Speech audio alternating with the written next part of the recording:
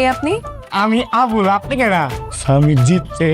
Hello viewers, আসসালামু আলাইকুম। কেমন আছেন সবাই? আশা করি সবাই ভালো আছেন।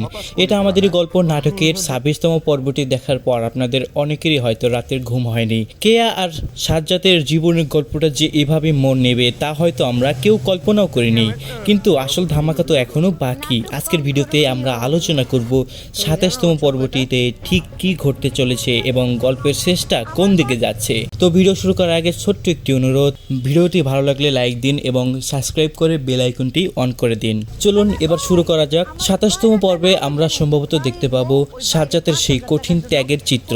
26তম পর্বে যে ভুল বোঝাবুঝির পাহাড় তৈরি হয়েছিল, সাজ্জাদ হয়তো কেয়ার সুখের জন্য নিজেকে পুরোপুরি আড়াল করে নেওয়ার সিদ্ধান্ত নেবে, কিন্তু কেয়া সে কি পারবে সাজ্জাদের এই নীরব কান্না বুঝতে?